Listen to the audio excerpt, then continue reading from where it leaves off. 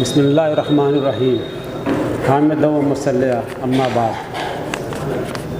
صدر اجلاس، عمائدین شہر، علماء کرام اور عزیز طلباء،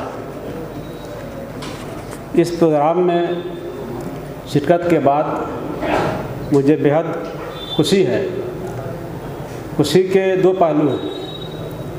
ایک تو یہ اس پروگرام کا انعقاد ہماری مرکزی انجمن طلبہ قدیم اصلاح کے شاخ شہر مئو کی طرف سے ہوا ہے، اور دوسرا جو پہلو ہے وہ یہ کہ مئو بھی ایک طرح سے میرا وطن ہے، اس لیے میں کسی پروگرام میں شاید دوسری بار میں یہاں شریک ہو رہا ہوں، اس لیے یہ شرکت بھی میرے لیے باعث مسرت ہے۔ میں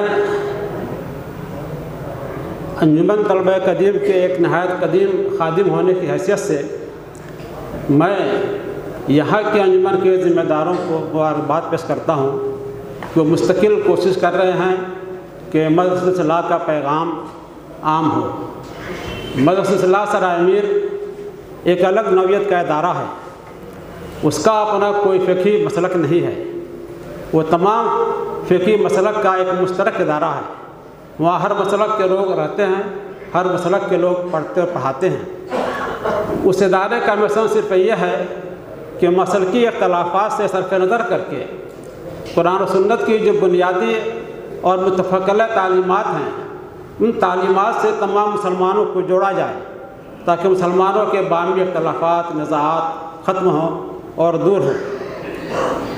مجھے مسرت ہے کہ یہاں پر ہمارے افراد، ہمارے شاگرد جو کام کر رہے ہیں، ان کا آپ لوگوں کو تعاون مل رہا ہے۔ میں خاص طور سے مئو کے عمائدین سے گزارش کروں گا کہ اس وقت جو ملت کے نہایت نازک حالات ہیں، ان حالات میں ملت کو جس طرح سے اپنے مسلکی فقہی اختلافات سے بالا تر ہو کر کے اس کو درکنار کر کے ایک ہونے کی ضرورت ہے۔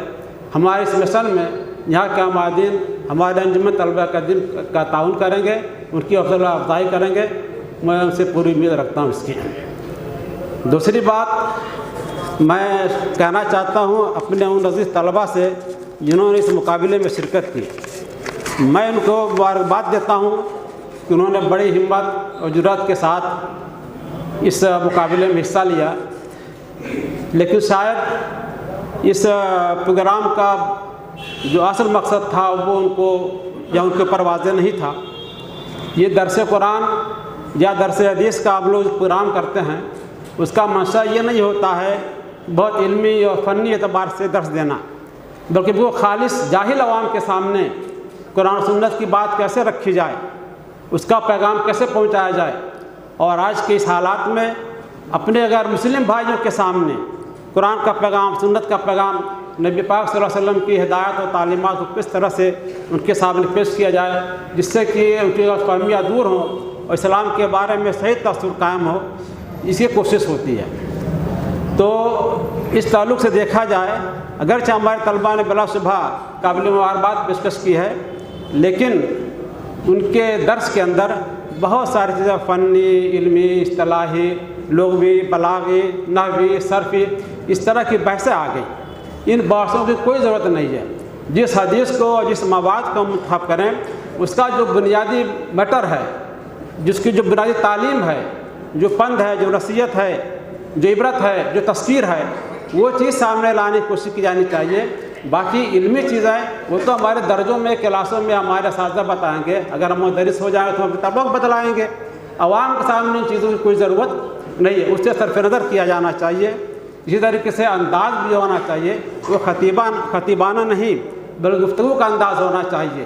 اسے بہت زیادہ زوردار انداز کار کرنا وہ ٹھیک نہیں ہے، بلکہ بالکل گفتگو کا، پند و نصیحت کا انداز ہونا چاہیے، تاکہ جیسے ہم بات کر رہے ہیں، تاکہ ہماری بات ان کے اوپر اثر ہو، یہ ہونا چاہیے۔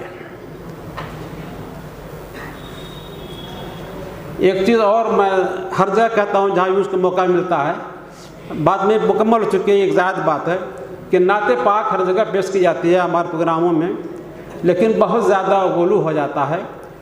ہم نبی پاک صلی اللہ علیہ وسلم अपने नबी की शान में अपना माफ़ी ज़मीर या अपना ख़्याल या अपनी अक़ीदत, अपनी मोहब्बत का इजहार करते हैं, लेकिन हमारा इजहार जो होता है वो गज़ल का इजहार हो जाता है। गज़ल का मतलब होता है महबूब से बात करना।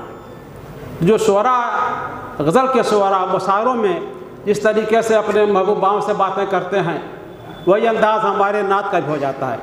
मैं समझता हूँ ये अज़मत मोहब्बत का इजहार नहीं है, ये तो एक सुक्याना अंदाज़ है, ये गुस्ताखी है रसूल खुदा के शान में। अंदाज़ हमारा ये होना चाहिए कि उनकी अज़मत के सामने, उनके जलाल के सामने, उनके एहसान के सामने हम झुके जाएं, दबे जाएं। और एक बात तो ये होगी, दूसरी बात ये कि नबी सल्लम की शान बला शुबा बहुत बुलंद है, लेकिन किसी नबी की शान कम भी नहीं है। तिलका रसूल फज़लना बाज़ुम अला बाज़, हर नबी की एक दूसरे पर किसी न किसी पहलू से फजीलत है, लेकिन हमारा अंदाज़ ऐसा हो जाता है बाज़ दफ़ा जैसे हमारे नबी के सामने तमाम अंबिया अलैहिस्सलाम बौने हैं। ये अंदाज़ ठीक नहीं है। वो प्रोग्राम के ज़िम्मेदारों को चाहिए कि नात पढ़ने वालों को भी बताएं किस तरह पढ़ना है, नात के मज़ामीन क्या हैं, उसको भी पहले से चेक कर लेना चाहिए, ताकि कोई बात मोहब्बत में गुस्ताखी न हो जाए। ये ठीक बात नहीं है। इन चंद बातों के बाद मैं रुखसत होता हूँ। वस्सलाम।